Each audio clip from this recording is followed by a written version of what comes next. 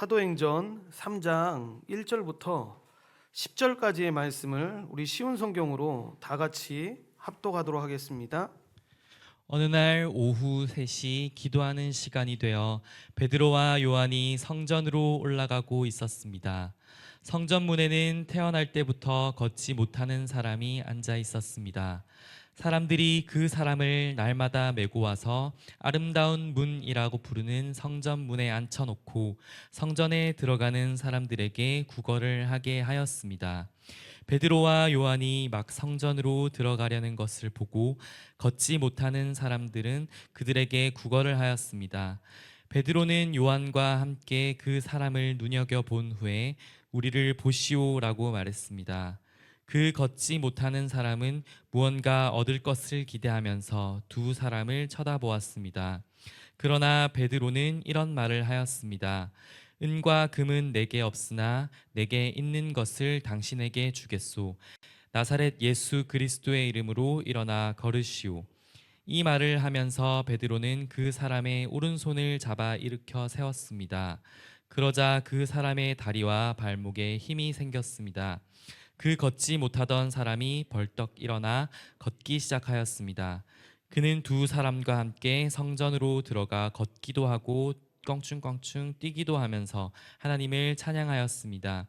모든 사람이 걷지 못하던 사람이 걸어다니는 것과 하나님을 찬양하는 것을 보았습니다.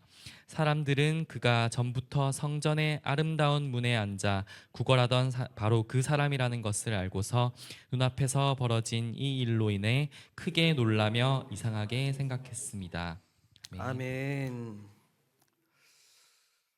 저는 오늘 읽으신 말씀을 통해서 사도행전 6번째 말씀을 전하고자 합니다. 2장에서 우리가 오순절에 성령이 임하시고 처음으로 교회로 불리게 되는데, 물론 구약에서도 여러분 이렇게 교회라고 불리는 공동체가 있었지만 지금 우리가 사용하고 있는 이 교회라고 불리는 공동체는 이때 처음으로 세워지게 됩니다. 이 공동체는 처음부터 이 교회의 본질적인 이 특성을 가지고 있는 모습을 가지고 있다고 했는데, 그래서 처음부터 그들은 사도들의 가르침을 받기에 힘썼고 전념했다고 했습니다. 그리고 서로 교제하기에 전념했으며 떡을 떼기에 전념했고 기도에 전념하는 그런 공동체였습니다. 이 네 가지의 본질적인 일을 함에 있어서 이 교회는 자기 자신을 완전히 드린 공동체였는데, 이렇게 사도행전 1장과 2장은 신약교회가 오순절 성령 강림이라는 이 성령 세례를 통해서 탄생되었고, 그들이 이 성령의 충만함을 입음으로써 공동체와 삶에 어떤 일이 일어났는지를 분명하게 우리에게 보여주었습니다. 그리고 이제 오늘부터 우리가 살펴보게 될 3장에서 구걸하던 장애인을 회복하게 하는 이 교회의 특징이 나타나게 됩니다. 이 사건은 교회의 초반 역사에 일어났던 중요한 사건으로 3장과 4장까지의 많은 이야기들을 연결하는 유명한 사건입니다. 오늘 이 사건을 잠시 살펴보면 교회가 어떤 곳이고 어떤 특징이 있는 곳인지를 분명하게 이야기하는데, 1절에 보시면 오후 3시 기도하는 시간이 되어 라고 이야기하면서 이 말씀이 시작되고 있는 것을 보게 됩니다. 당시 경건한 유대인들은 하루에 3번씩 기도를 했는데, 이 오전 9시와 난 12시, 오후 3시가 되면 여러분 이번에 이렇게 3번의 시간을 정해서 기도하는 시간을 가졌는데, 여러분 구약에 우리가 이 모습을 어디서 볼 수 있습니까? 이 전통은 다니엘의 이 전통에서 유래된 것으로 보입니다. 그러니까 초기 이 예루살렘 교회 성도들이 거의 여러분 유대인들이었기 때문에 그들이 유대교의 이 경건의 전통을 잘 지키고 있었던 것으로 보입니다. 그러니까 사도들도 마찬가지였습니다. 그러니까 좋은 전통은 여러분 계속 유지해야 합니다. 우리가 말씀을 잘 배우고 말씀 안에서 거해야 합니다 라고 하는 거 다 알지요. 그런데 기도만 저기는 너무 하는 것 같아요 라고 말하면서 뭐라고 할 필요가 없습니다. 좋은 전통은 계속해서 유지해야 합니다. 사도들도 그래서 마찬가지였던 겁니다. 베드로와 요한이 그 기도 시간이 되어서 성전에 올라갔다라는 것이 이 사실을 뒷받침하는데, 이들이 성전에 올라간 시간이 이 세 번의 기도 시간 가운데 마지막 시간이었던 오후 3시였고, 그러니까 이때가 사람들이 가장 붐비는 시간이었습니다. 이렇게 기도하러 성전에 올라가던 베드로와 요한이 이 성전 미문 앞에서 여러분 걷지 못하는 거린을, 그러니까 구걸을 하는 사람을 만나게 되는 것입니다. 그는 나면서부터 걷지 못하는 사람으로 발과 발목이 말라버린 사람이었습니다. 4장 22절에 보면 이 사람의 나이도 나오는데 40살이 넘은 사람이었습니다. 그는 스스로 한 발자국도 움직일 수 없었기에 오늘 본문 말씀에 보면 가족들이나 여러분 친구들이 날마다 이 사람을 성전 미문 앞에 업어서 데리고 와서 이 구걸을 할 수 있는 그런 상황이었습니다. 이런 병자의 무력함을 보면 우리는 여러분 요한복음 5장에 나오는 38년 된 이 병자를 떠올리게 됩니다. 이 사람도 스스로 움직일 수 없었기 때문에 누군가의 도움을 받아야 하는 사람이었습니다.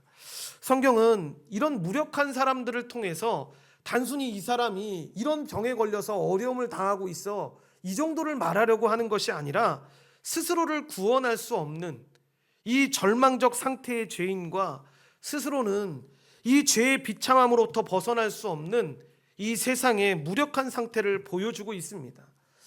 당시에 여러분 그리스 로마 문화권에서는 과거 우리나라도 한 3, 40년 전만 하더라도 여러분 우리 사회가 그랬던 것처럼 신체적 장애를 가지고 있는 사람들을 보면 종종 조롱의 대상이 되거나 여러분 값싼 농담거리로 여겨지곤 했습니다.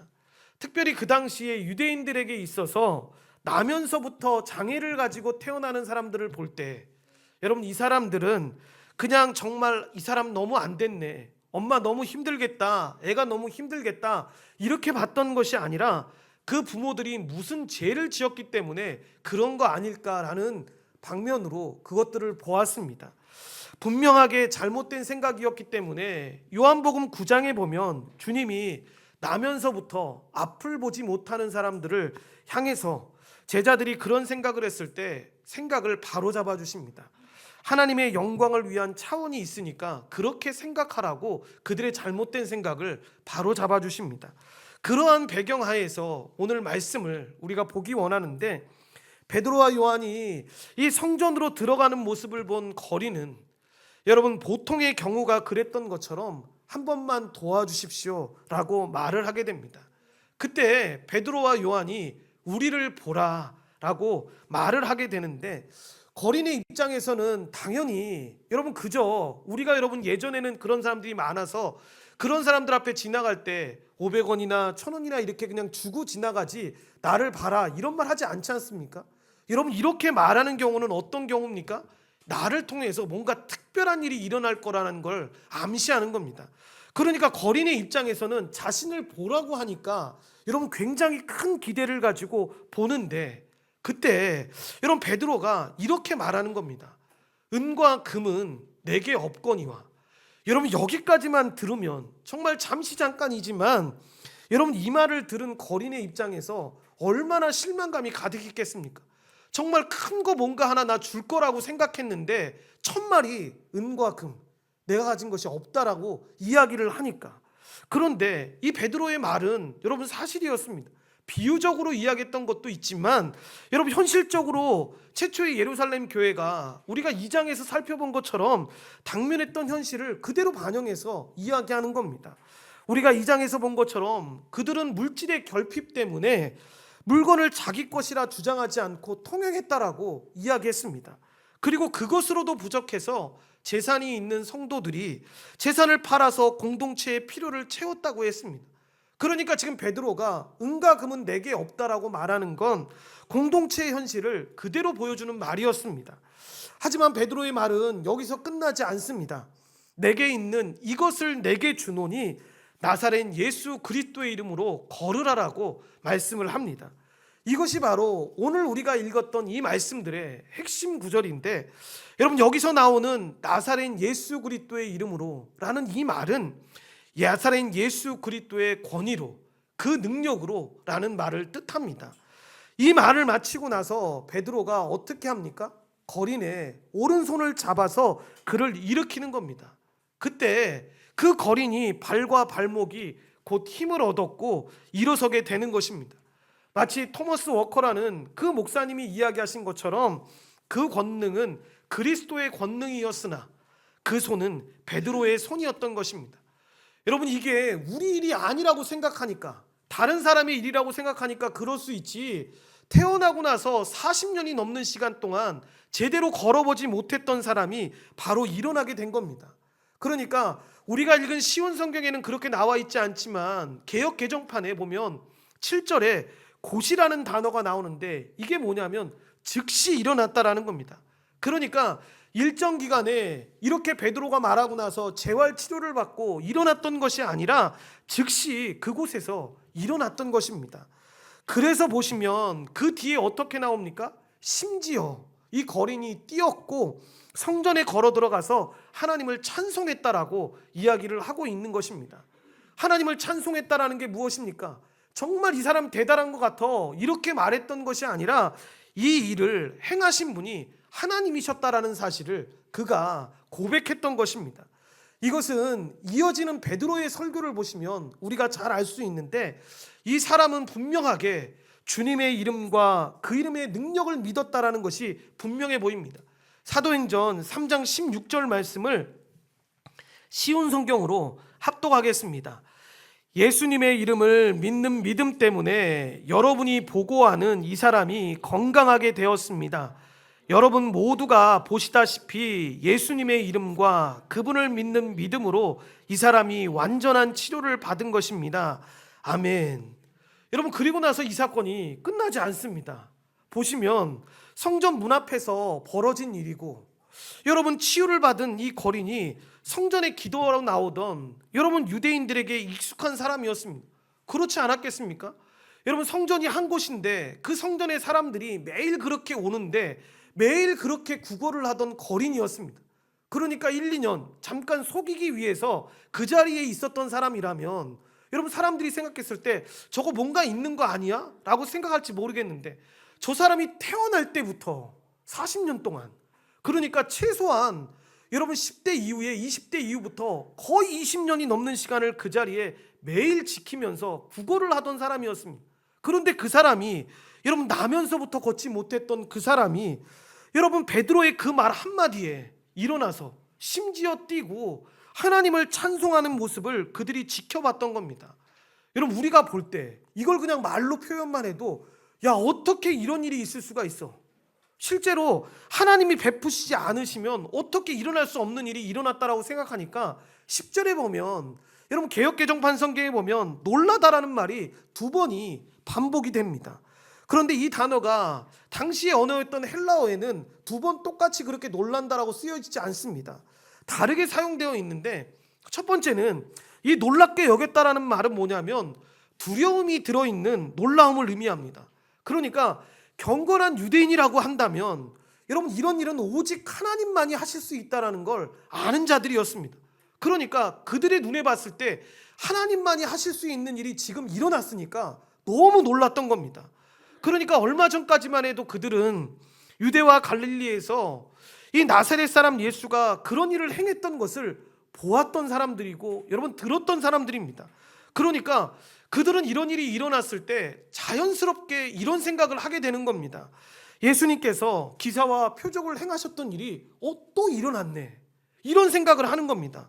그런데 그 예수가 어떻게 됐습니까? 2-3달 전에 여러분 처형되었습니다. 물론 그 뒤에 예수님을 따르는 자들에 의해서 소문이 퍼졌습니다. 그 예수가 부활했대. 여러분, 그 부활했다라는 소식을 들었을 때 보통 사람들의 반응이 어땠을 거라고 생각하십니까? 여러분, 얼마나 많은 사람들이 예수님이 부활하셨다라는 그 소식을 듣고 믿었다라고 생각하십니까? 실제로는 여러분 믿지 못하지 않았겠습니까? 다들 긴가민가 하면서 실제로는 믿지 못했을 것입니다. 그런데 놀랍게도 지금 예수가 죽었음에도 불구하고 예수의 제자라고 자처하는 이들에 의해서 이 예수가 일으켰던 그 기적이, 하나님만이 행하실 수 있다라고 말하던 그 기적이 동일하게 일어나는 걸 그들이 지금 보았던 것입니다. 그래서 그들이 지금 심하게 놀랐다라고 말하는 건 너무나 당연한 것인데, 지금 단지 기적이 일어났다라는 것 때문에 여러분, 단지 이상한 병을 앓았던 사람이 고침받았다라는 것 때문에 이들이 놀라는 게 아닙니다. 얼마 전에 자신들의 손에 의해서 그 십자가에서 죽게 되었던 그 예수가 일어났던 그 동일한 기적, 하나님만이 일으키실 수 있다라는 그 기적이 일어난 것 때문에 지금 그들은 두려워하고 있는 것입니다. 그리고 두 번째 논란이라는 말은 쉬운 성경에 그런 표현으로 나오는데, 대경질색하다, 무아지경이 된다라는 뜻으로 시쳇말로 놀라서 까무러치다, 그러니까 정신을 잃을 정도로 놀랐다라는 강한 표현입니다. 여러분, 이것은 말씀드린 것처럼 너무 당연한 표현일 수 있는데, 나면서부터 걷지 못했던 거린이 단번에 치유되었다라는 것을 본 유대인들의 반응입니다. 그래서 이 사건은 얼마 전에 있었던 이 오순절 성령 강림 사건처럼 다시 예루살렘을 소동하게 만들었는데, 여러분, 그렇지 않겠습니까? 그렇게 다른 나라의 말로 방언을 하면서 자기의 말로 여러분 듣고 있는 그 놀라운 경험과 하나님만이 하실 수 있는 이 일이 지금 일어났으니까 그때와 같은 놀라움을 자기들이 지금 경험하고 있는 것입니다. 이것이 이 사건의 전말입니다. 이렇게 이 사건은 오순절 성령 강림 사건에 이어서 두 번째로 나타난 사도행전에 기록된 사건인데, 왜 여러분 그러면 질문을 해야 하지 않습니까? 왜 성령님께서 이 사건을 예루살렘 교회의 초기 중요한 사건으로 기록하였는지, 너무나도 뚱땅지각해 그냥 사람을, 어떤 한 사람을 고쳤어, 이런 사건으로도 볼 수 있는 이 장면을 왜 이 중간 부분에 넣었는지, 여러분, 이 치유 사건도 잘 보시면 오순절 성령 강림 사건과 같이 새로운 시대의 표적을 보여주는 사건이기 때문입니다. 성령님이 오셔서 새로운 시대가, 예전에 하나님께서 언약하셨던 그 말씀이 실제로 지금 이루어지고 있다는 걸 보여주는 사건이기 때문입니다. 더 구체적으로 말하면 유다와 갈릴리에서 이 이적과 기사를 행하시던 예수님은 십자가에서 죽으시고 부활하셨는데, 그들이 보는 데서 여러분 하늘에 오르셨습니다. 그런데 그 주님이 승천하시면서 그들에게 약속하신 모든 것이 지금 이루어지는 것을 하늘과 땅의 모든 권세를 가지고 계신 예수님께서 이 사도들과 교회 앞에서, 모든 유대인들 앞에서 이 모습을, 지금 약속하셨던 것들을 이루셨다라는 것을 지금 보여주고 있는 것입니다. 그러니까 더 쉽게 이야기하면 하나님만이 하실 수 있는 이 일을 하나님을 믿는 교회와 이 신자들 앞에서, 그리고 믿지 않는 그 유대인들 앞에서까지 이 모습을 보여주고 있는 것입니다. 그렇게 주님께서 지상에 계실 때 행하시던 이적과 기사가 베드로의 손을 통해서 지금 똑같이 일어난 것인데, 주님께서 사도행전 1장 8절에 말씀하신 것처럼 성령이 그들에게 임하심으로 말미암아 권능을 받아서 효과적인 증인의 삶으로 살아가고 있는 것을 보여주고 있는 것입니다. 여러분, 이렇게 이 이적 사건은 예수님께서 승천하셨지만 여전히 교회와 사도들을 통해서, 믿는 자들을 통해서 이 땅에서 당신의 주권과 능력을 여전히 행하시고 있다라는 것, 당신의 교회와 세상에 보여주시는 표적이기 때문에 중요한 것입니다. 이것은 예수님께서 공생애를 시작하실 때 하나님 나라가 가까이 왔다라고 하심으로써 선언하신 이 새로운 시대가, 이 새로운 나라가 주님의 죽음이나 승천과 함께 끝난 것이 아니라 계속 주님이 다시 오실 때까지 이어진다라는 것을 보여주고 있는 것입니다. 그래서 예수님이 가져오신 그 하나님 나라, 그 새 시대는 이미 시작되었고 이 교회를 통해서 지속될 것이며 주님의 재림 때 그것이 완성될 것인데, 이것이 교회를 통한 그리스도의 통치를 의미하는 천년왕국이라는 의미인 것입니다. 그리고 이 치유 사건은 그리스도께서 지금도 교회를 통해서 세상을 통치하심을 보여주는 표적이신데, 주님이 떠났기 때문에, 주님이 하늘에 오르셨기 때문에 끝난 것이 아니라 교회가 예수님의 신실한 증인이 되도록 주님은 당신의 초자연적인 이 권세를 분명하게 보여주신 것입니다. 그래서 이 사건의 초점은 베드로나 요한이나 여러분 거린이 아닙니다. 모든 성경이 그러듯이 성경에 여러분 중요한 초점은 바로 예수 그리스도 안에 있다는 걸 기억해야 합니다. 이것이 왜 우리가 구약 성경을 보면서도 그렇고 모든 성경을 보면서 예수 그리스도로 연결하는지를 이야기하는데, 모든 성경은 그렇게 예수 그리스도를 증거하기 위해서 우리에게 주어진 것이기 때문입니다. 예수님의 능력이 교회를 통해서 이렇게 계속되고 있다는 걸 보여주는데, 그래서 여기 나오는 베드로와 요한은 우리에게 상징적으로 보여주는 겁니다. 이 사람들 정말 능력 있는 사람이야, 이거 보여주려고 하는 게 아니라 교회를 대표해서 교회에게 이런 권세가 주어졌고 교회로 살아가는 자들을 통해서 이렇게 하나님이 우리에게 부어주신 능력들이 지금도 임해지고 있다는 걸 보여주고 있는 것입니다. 승천하신 예수님께서 교회와 성도들에게 성령님을 보내주심으로써 성령님 안에서 늘 교회와 함께 계시고 그 능력을 행사하신다라는 것입니다. 그러니까 그리스도께서는 여전히 교회와 함께 계시고 당신의 주권과 능력으로 통치하신다라는 걸 우리가 분명하게 알아야 하는데, 문제는 그리스도의 능력이 어떤 방식으로 나타나느냐가 여러분 우리의 삶에서 큰 문제입니다. 교회 역사에서 이 문제에 관련해서 참 오해가 많았습니다. 이것은 그리스도의 능력이 나타나는 방식에 대한 오해 때문인데, 그리스도의 능력은 세상이 생각하는 그 자연적인 방식으로 나타나는 것이 아닙니다. 그래서 신약 성경과 복음이 강조하는 이 그리스도의 능력은 십자가를 떠나서는 우리가 생각할 수 없는 것인데, 약함과 무력함과 이 절망의 방식을 보여주는 십자가는 죄인을 구원하는 하나님의 능력입니다. 그래서 바울 사도가 고린도 교회에 말한 것처럼 십자가의 도가 멸망하는 자들에게는 미련한 것이지만 구원을 받는 우리에게는 하나님의 능력이 된다라고 이야기하고 있는 것입니다. 그런데도 교회는 솔직히 말하면 여러분 세상 앞에서 그리스도의 능력을 보여주고 싶은 그 유혹을 항상 가지고 살아가는 것을 보게 됩니다. 말하자면 그런 거 아니겠습니까? 나면서부터 걷지 못했던 이 거린이 한순간에 치유되고 일어나서 걷고 뛰어났던 것처럼 우리도 그런 걸 바랍니다. 그렇게 우리는 세상을 향해서, 사람들을 향해서 보라 그리스도의 능력을 이라고 말하고 싶어 합니다. 그런데 교회와 함께 하시는 그 그리스도의 능력은 이 세상에서 언제나 그런 방식으로만 임하는 것이 아니라는 것을 우리가 분명히 알아야 합니다. 그래서 사도 바울은 이렇게 잘못되게 생각하고 있는 사람들의 생각을 교정하기 위해서 고린도 교회에게 이렇게 이야기를 합니다. 고린도후서 13장 4절 말씀을 쉬운 성경으로 합독하겠습니다. 그리스도께서는 약하셔서 십자가에 달려 돌아가셨으나 하나님의 능력으로 살아계십니다. 우리도 그분 안에서 연약하지만 여러분을 섬기기 위해 하나님의 능력으로 그리스도와 함께 살 것입니다. 아멘. 그러니까 우리는 항상 이 그리스도의 능력이 세상적인 방식으로 나타나기를 원하지만, 그래서 우리의 자녀들이, 우리가 가지고 있는 사업장들이 무조건 잘 되거나 공부를 잘하거나 어떤 특별한 일이 있어서 그렇게 하나님의 능력을 바라는 것처럼 생각하지만 그 능력은 초자연적이고 역설적인 방법으로 나타난다라는 겁니다.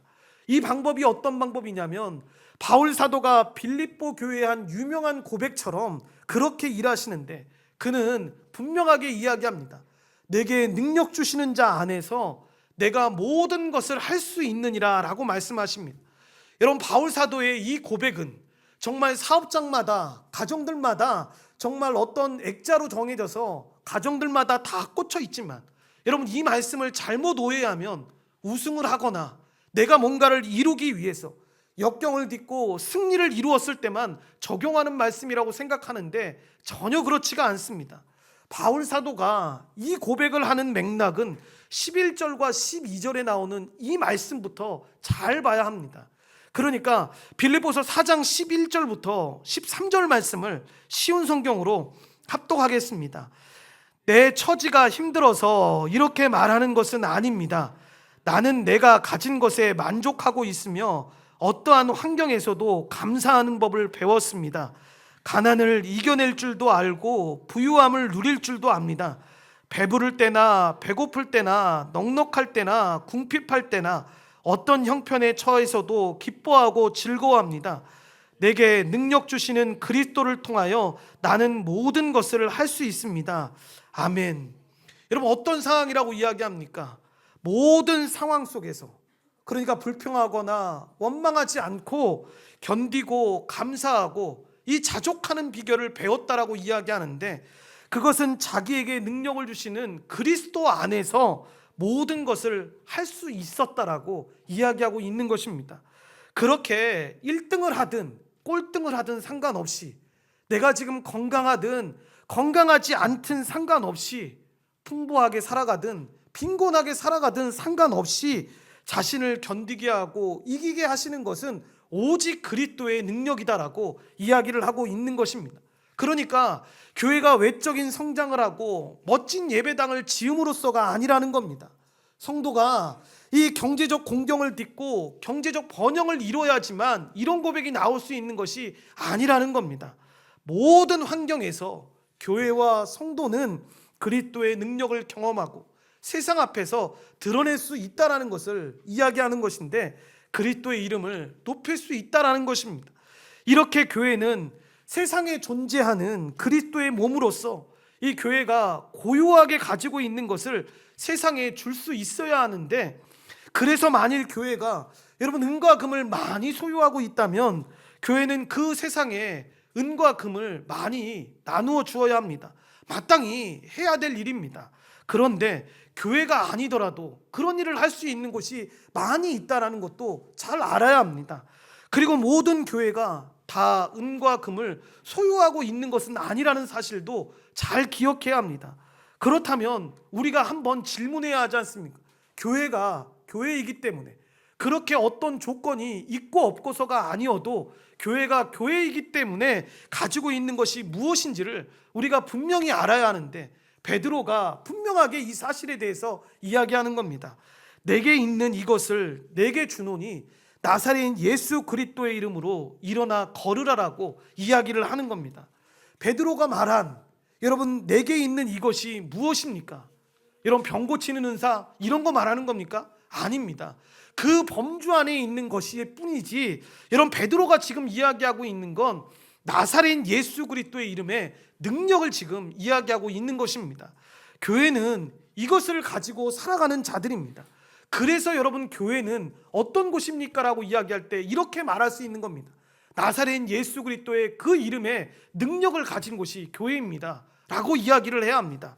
여러분 이 그리스도의 이름에 능력이 없다면, 여러분 거창한 교회를 가지고 있고 수없이 많은 사람이 있다 할지라도 그곳은 교회라고 볼 수가 없는 것입니다. 그래서 교회가 세상에 줄 수 있는 것은 세상이 기대하는 금과 은일 수도 있지만, 여러분 금과 은이 아닐 수도 있는 것입니다. 교회는 언제나 세상이 기대하고 있는 것 이상의 것을 줄 수 있는 것인데, 나면서부터 걷지 못했던 거린에게 주었던 바로 그것입니다. 거린은 당장 오늘 먹고 살 것만 줘도 괜찮다라고 생각했을 것입니다. 금과 은 주는 거 잘못된 것 아닙니다. 그런데 그 이상의 것을 나사렛 그리스도 예수 그리스도의 이름으로 주지 않습니까? 그것이 교회만이 줄 수 있는 겁니다. 이 거린이 상징하는 것이 무엇입니까? 단지 병든 자, 여러분 빈곤 가운데 있는 자들만을 말하는 것입니까? 아닙니다. 죄로 타락한 세상이 이렇게 무기력하고 마비되어 있다라는 거, 무능하다라는 걸 이야기하고 있는 겁니다. 그리고 또 뭐를 이야기합니까? 그런데다가 타락한 세상은 스스로를 고칠 능력이 없다라는 거, 이게 더 큰 문제인 겁니다. 큰 문제는 세상은 근본적인 문제를 해결할 이것들을 기대하거나 요구하지도 않는다라는 겁니다. 그래서 여러분 그저 종교는, 여러분 예전에 부모님들이 자기는 교회 안 다니면서 애들 교회 다닐 때 여러분 이런 말들을 참 많이 하셨습니다. 우리 애만 좀 교회 데리고 와 주시면 안 되냐고. 왜 그러냐고 물어보면 교회 가면 그래도 좋은 거 가르치지 않겠냐고. 그런 거 좋은 거 배워서 그냥 심리적으로도 마음에 좀 안정을 누릴 것 같고 도덕적으로도 좀 착하게 살 것 같으니까 교회 좀 데리고 가면 안 되겠냐고 그렇게 이야기를 합니다. 그런데 요즘은 악한 시대가 돼서 그것조차도 기대하지 않는 시대가 되었습니다. 그런데 교회는 분명하게 세상과 구별되는 게 있습니다. 그게 뭐냐면 바로 영적인 생명과 능력으로 세상과 구별되는 곳이 교회입니다. 하지만 안타깝게도 교회 역사에서 교회는 자신의 이 정체성을, 그러니까 이 영적 생명과 능력에서 찾으려 하지 않을 때가 참 많았습니다. 그래서 세상처럼 도리어 은과 금을 가지려고 하는, 이 권력을 가지려고 함으로써 교회의 영광과 정체성을 확인하려는 이 유혹에 빠져들 때가 많이 있었습니다. 12세기에 여러분 이런 일이 있었다고 합니다. 여러분 한 번쯤 들어본 이름이실 텐데, 신학자 중에 토마스 아퀴나스라는 유명한 신학자가 있습니다. 이 사람이 당시에 워낙 유명한 신학자여서 교황을 자주 만나게 되는데, 당시에 교황이었던 이노켄티우스 2세를 방문하게 되었을 때 우연찮게, 여러분 그때의 모든 권력은 대통령이나 종교가 분리되어 있던 것이 아니라 교황에게 모든 권력이 집중되어 있던 시대였으니까, 여러분 교황이 그 당시에 가고 있으니까 엄청난 액수의 돈을 세고 있었다라고 합니다. 그럴 때 그 교황이 토마스 아퀴나스에게 이런 얘기를 했다고 합니다. 토마스, 교회는 더 이상 은과 금은 내게 없거니와 라고 말할 수 없는 시대가 되었어라고 너무 뿌듯하면서 토마스 아퀴나스에게 이야기를 했다고 합니다. 그럴 때 토마스 아퀴나스가 그 교황에게 이렇게 이야기를 했다고 합니다. 맞습니다. 그런 것 같습니다. 그런데 교회는 이제 일어나 걸어라 라고 더 이상 말할 수 없게 되었습니다 라고 이야기를 했다고 합니다. 여러분 얼마나 슬픈 이야기입니까? 교회의 이름과 생명이 사라져버린 시대를 지금 이야기하고 있는 것 아닙니까? 아퀴나스의 이 말은 오늘날 교회로 살아가고 있는 우리와 이 사회에 도전을 주는 말입니다. 이 말씀을 통해서 우리는 분명히 이 교회의 정체성과 사명을 잘 생각해 봐야 합니다. 교회의 정체성은 은과 금에 있는 것이 아닙니다. 우리가 소유한 은과 금이 하나님의 축복을 설명하는 것이 아니라는 겁니다. 그러니까 여러분 어떤 의도에서 얘기하는 건 알지만, 우리가 예수 믿고 나서 부자가 되었어요, 예수 믿고 나서 우리 자녀들이 이렇게 잘 되었어요, 예수 믿고 나서 이렇게 잘 되었어요 라고 말하는 것이 어떤 의미인지는 알지만, 그게 주가 되면 여러분 이건 큰 문제가 되는 겁니다. 베드로가 이야기했던 것처럼 내게 있는 이것을 내게 주노니 나사렛 예수 그리스도의 이름으로 일어나 걸으라. 여러분 베드로의 이 말에 교회의 정체성이 있다는 걸 분명하게 선언해야 하는데, 예수 그리스도의 그 이름이 생명이고 능력임을 기억해야 합니다. 그러니까 예수 그리스도의 이름의 의미에 마술적 의미를 부여해서는 안 됩니다. 그러니까 마치 여러분 이상하게 운전하면서 차에 십자가 걸어놓고 나면 여러분 사고 안 나는 게 아닙니다. 어떤 귀신들을 만날 때 십자가 들고 있다고 해서 그 귀신을 이기는 게 아닙니다.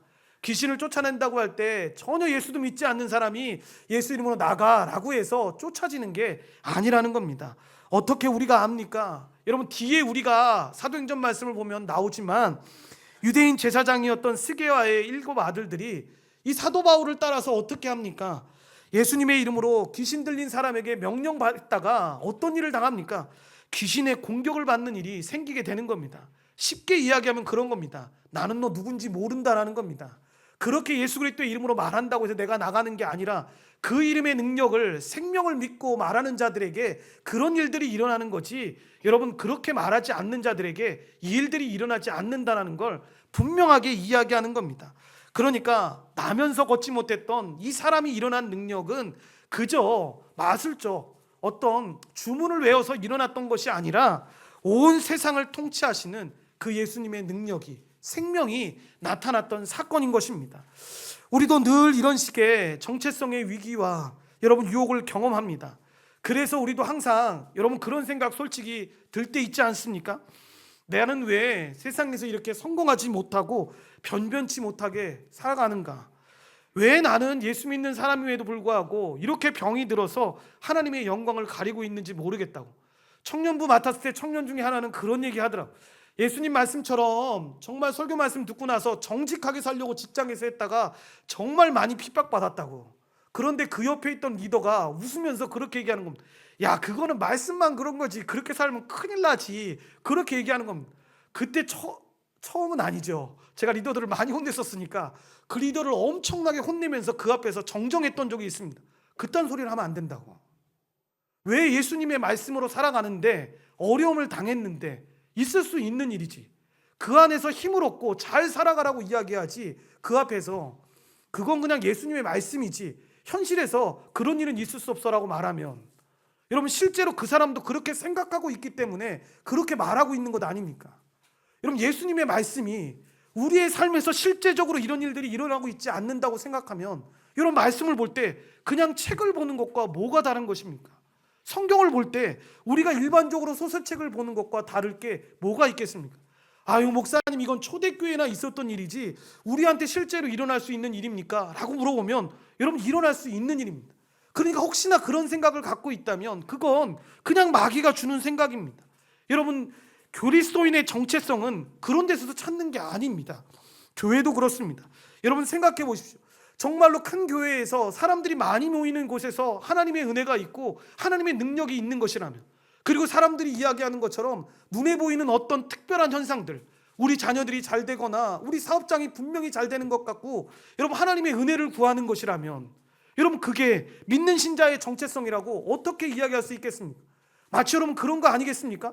무디 목사님이 자신의 성도 중에 한 사람이 큰 술집을 차려놓고 나서, 그 도시에 가장 큰 술집을 차려놓고 나서 목사님을 모시고 여러분 개업 예배를 드렸다고 합니다. 지금 말로 하면 그때 무디 목사님이 가서 기도하실 때 그 기도의 내용이 그 내용이었습니다. 하나님, 신속하게 이 사업장을 망하게 해달라고. 그래서 이 도시에 살고 있는 사람들이 술을 먹지 않고 하나님의 은혜 가운데 살게 해달라고.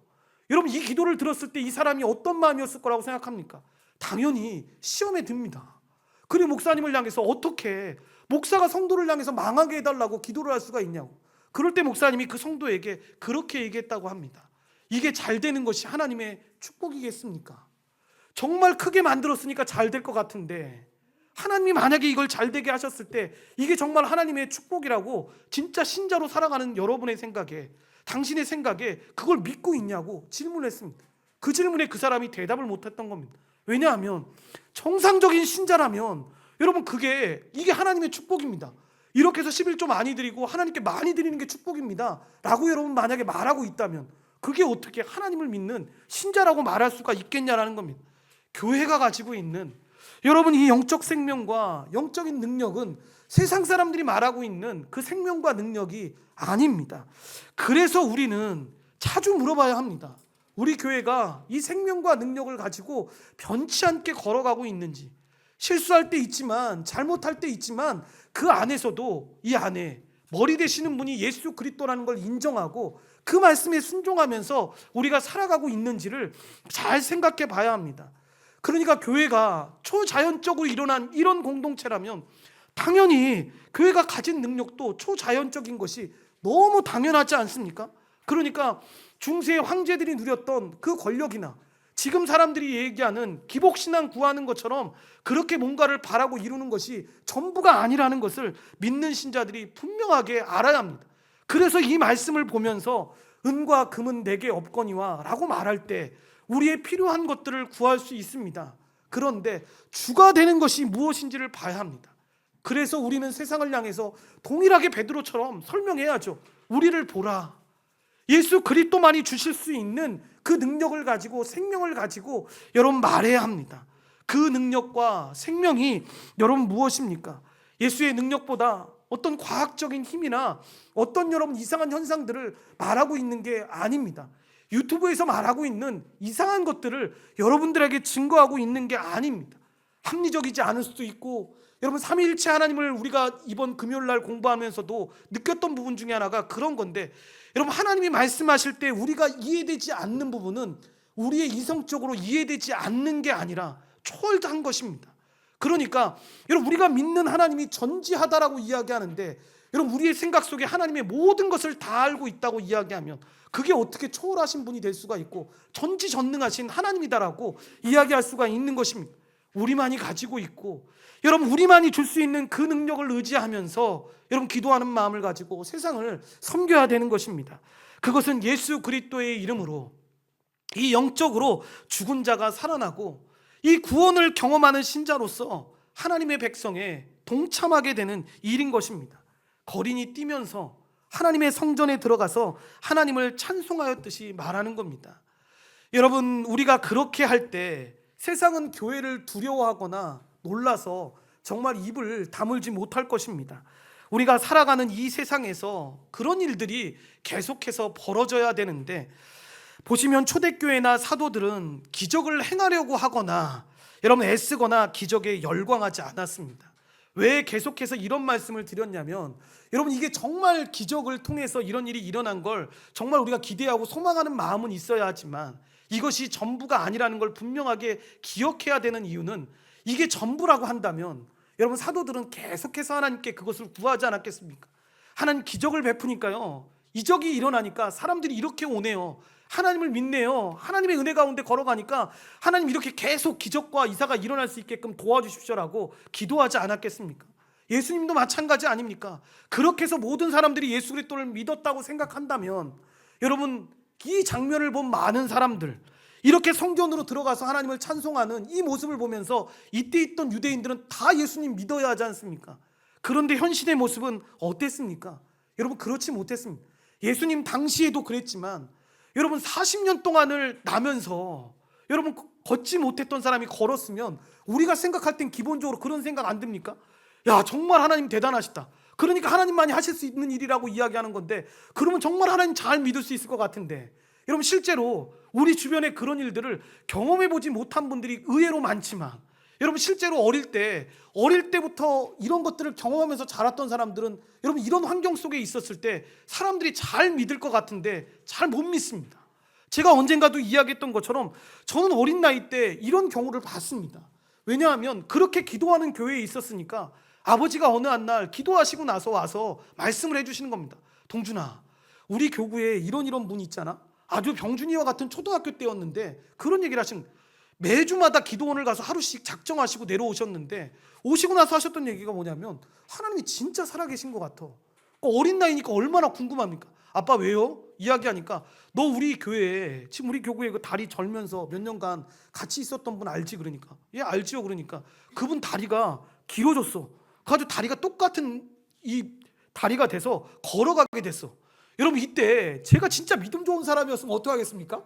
와, 하나님 영광이네, 진짜 하나님이 고치셨네, 이런 생각을 해야 되는데, 그때 저 첫 고백은 뭐였겠습니까? 에이 아빠, 말도 안 되는 얘기를 하세요. 몇 년 동안을 봤는데 그게 어떻게 그런 일이 있을 수가 있어요? 무슨 수술을 한 것도 아니고 어떻게 그래요? 그러니까 아버지가 그렇지, 아무도 안 믿더라고.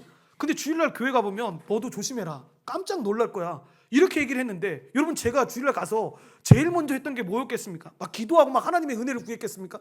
그 아저씨 계속 찾아다녔습니다. 정말 아빠 말이 맞나 안 맞나. 근데 봤는데 진짜 여러분 다리가 길어져서 그 다리가 똑같이 된 겁니다.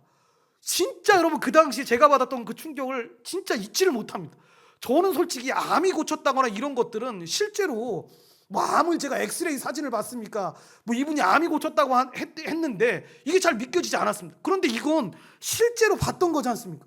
그러니까 몇 년 동안을 봤던 아저씨가 다리가 똑같아져서 바르게 걷고 나니까 이게 진짜 놀랐던 겁니다. 재활 치료의 기간이 필요했던 것도 아니고 이 환자처럼 그렇게 고침받았으니까.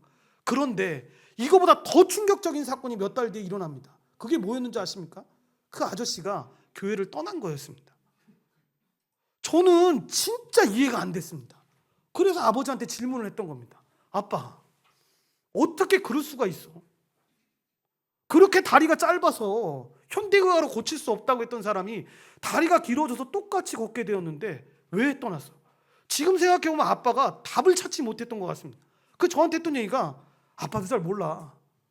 그런데 뒤에 제가 사역을 하고 사역을 했던 교회에서 그런 일들이 빈번히 일어났습니다. 귀신이 쫓겨지고 병이 고치는 일들이 실제로 보게 되고 그런 사람들을 봤습니다. 그런데 그때 제가 저희 아버지하고 했던 얘기 중에 하나가 바로 그런 얘기였습니다. 아, 기적이 예수님 당시에도 그렇고 이 환자의 모습을 통해서도 그렇지만 이걸 통해서 예수님을 다 믿는 건 아니구나. 표적이 될 수는 있는데, 표적으로서의 역할은 할 수 있는데 이것 때문에 다 하는 건 아니구나라는 것을 여러분 알게 됐습니다.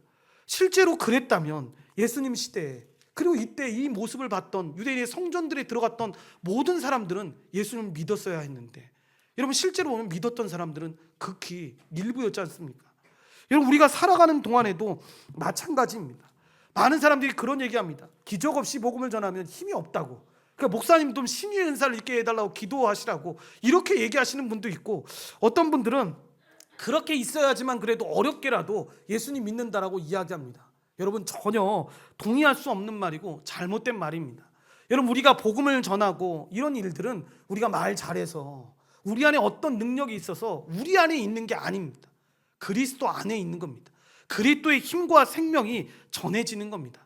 그래서 주님도 공생의 시간에 여러분 사람을 못 고쳐서 다 안 고쳤겠습니까? 그게 아닙니다. 그게 중요하지 않기 때문에 그 중요한 일을 표적처럼 보여주실 때는 구했지만 여러분 그렇지 않을 때는 그렇지 않았던 것입니다. 그렇기 때문에 우리에게 소망이 있는 것입니다. 그런데 반대로 이런 얘기하니까 그러면 우리 기적을 구하지 말아야겠다. 아픈 일이 있을 때도 구하지 말고 어려운 일이 있을 때도 구하지 말아야겠다. 여러분 그런 얘기를 하는 게 아닙니다. 능력과 기적은 교회가 필요하면 구할 수 있는 것이고 하나님이 그 교회에 필요한 것이면 그것은 주는 것입니다. 우리가 개인적으로 기도할 때도 마찬가지입니다. 우리에게 필요한 것들, 아픈 데가 있는데 왜 기도를 안 합니까? 빈곤한 가운데 있는데 이 빈곤함을 채워달라고 왜 기도를 안 합니까? 기도를 안 하는 게 문제인 거지 여러분 기도를 하는 건 이상하지 않습니다. 주만 되지 않으면 됩니다. 이 일을 통해서 정말로 우리가 빌립보서 4장 13절에 고백한 것처럼 내가 드러나지 않으면 됩니다. 그 모든 것이 예수 그리스도의 능력이고 생명인 것을 기억하면 됩니다. 그러니까 그 뒤에 사도행전을 계속 보다 보면 여러분 이 베드로가 어떻게 고백을 합니까? 야 내가 이거 고친 사람이니까 나한테 다 나와 라고 하면서 고치지 않지 않습니까? 왜냐하면 그건 표적이었으니까 예수님이 그 마음을 주셨고 그 당시에 예수님이 그렇게 일하게 하셨으니까 일한 겁니다. 그 뒤에는 여러분 사도 베드로가 말씀을 전하면서 그렇게 돌아올 수 없는 사람들을 향해서 그 하나님의 말씀을 계속해서 전했던 것입니다. 이런 일들을 통해서 하나님이 새 시대가 이루어졌다는 걸 우리에게 보여주고 있는 것입니다. 그러니까 원치 않게 우리가 마음의 어려움을 당하고 있고 질병 가운데 고통을 당하고 있고 여러분 우리 가운데서 어떤 문제 가운데 놓여지게 되었을 때 이 새 시대를 시작하면서 하나님이 주셨던 이 표적과도 같은 일들 오는 세상에서 우리가 이 모든 것들을 누리게 될 거라는 것들을 믿음으로 기대하면서 나아가야 합니다. 뛰고 걸으면서 성전에 들어가서 하나님을 찬송한 사람처럼 이렇게 나아가야 합니다. 그럴 때 우리는 우리의 부활의 몸 안에서 죄가 우리에게 행한 모든 흔적이 영원히 사라지는 것들을 보게 될 것입니다. 그게 믿는 신자로서 살아가는 삶의 소망인 것입니다. 그런 은혜가 여러분 삶 가운데 넘쳐나게 되시기를 간절히 축원드립니다. 기도하시겠습니다. 하나님 감사합니다. 하나님의 은혜 가운데 저희들을 불러주시고 인도하여 주셔서 오순절 성령 강림만큼이나 아버지 하나님 놀라웠던 이 치유의 사건을 이 교회가 시작하면서 우리에게 말씀해 주셨습니다. 이 은혜들을 잘 기억하게 도와주십시고 이런 놀라운 역사들이 우리의 삶 가운데 풍성하게 일어날 수 있도록 도와주셔서 성령님이 오셔서 이러한 놀라운 일들이 지금 시작되었고 주님 다시 오실 때까지 계속 이어짐을 우리가 기억하고 주님 앞에 나아갈 수 있도록 주님이 도우시고 인도하여 주시옵소서. 모든 걸 주님께 감사드리오며 예수님의 이름으로 기도드리옵나이다. 아멘.